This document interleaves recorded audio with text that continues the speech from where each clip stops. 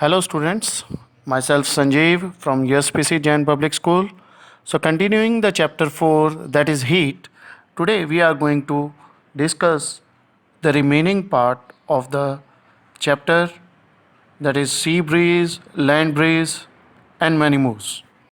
Let us elaborate the heat. We had already discussed about the heat, but how this heat transfer takes place. The process by which heat is transferred from the hotter end to the colder end of an object that is known as conduction. In solids, we had observed this process. In liquids and gases, heat is transferred by convection, the process by which the whole water gets heated in a container placed over the burner. This mode of heat transfer is known as convection. No medium is required for the transfer of heat by the radiation. So this is the third mode of transfer of heat. The sun, the heat comes to us by this process known as radiation. All hot bodies radiate heat. When this heat falls on some other object, a part of it is reflected, a part is being absorbed, and a part may be transmitted. So here you observe the figure. Here you see the fires are lightened to heat the container containing water. Right? So from fire, the heat transfers to the container, that is by the process known as radiation. Radiation energy that is radiated or transmitted in the form of rays or waves or particles. Now the fire is being lightened at the bottom of the container, but if you touch the upper part of the container, it also get heated up. So now the heat transfers from the bottom end to the upper end. So this transfer of energy takes place from lower end to the higher end by the process known as conduction. So the transfer of heat or electric current from one surface to another by direct contact, that is known as conduction. Now what we had seen, the water in the container gets heated up. Not only the water that present at the lower end, but also the upper end, the upper part, or we can say the whole water gets heated up.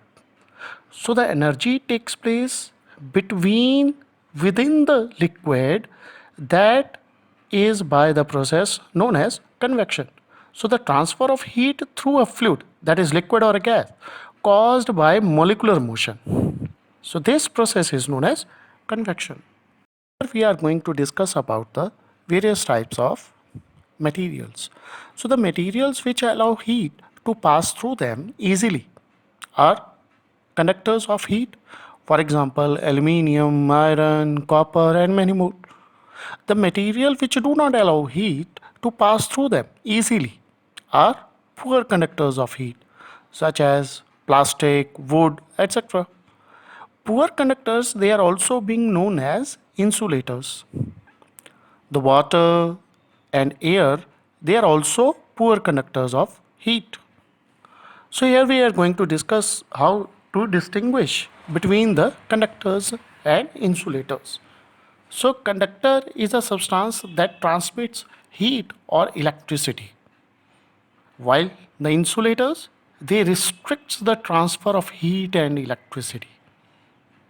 Metals, they are being considered as good conductors, while the non-metals, they are insulators. Here we are going to discuss about the sea breeze and land breeze, how they differs from each other. So here we are going to discuss about the land breeze and the sea breeze. So during the daytime, the land breeze takes place. As the heat from the sun, the air on the land surface get heated up and risen. Also the heat comes over the sea region also, but the water does not get warm easily, it takes long time. So now the cool breeze moves from the sea region towards the land region because due to the heat on the land surface the pressure get reduced while to in the sea region the pressure is high.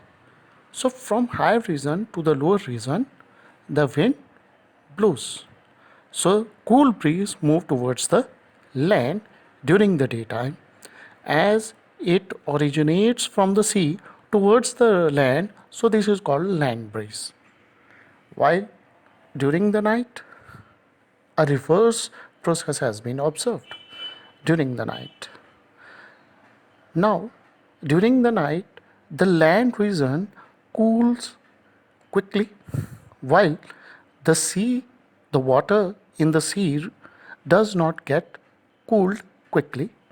So here the water is more warmer. So now the heat rises towards the from the sea surface. As the land region gets cooled, so now the breeze move towards the sea region from the land.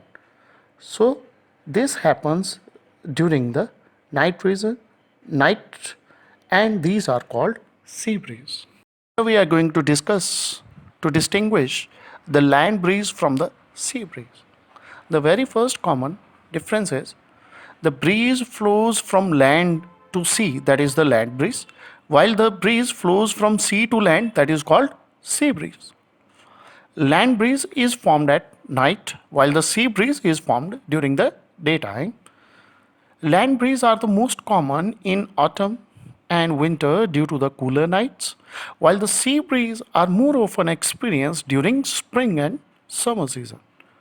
Land breeze, so these are called dry winds, while the sea breeze they have moisture.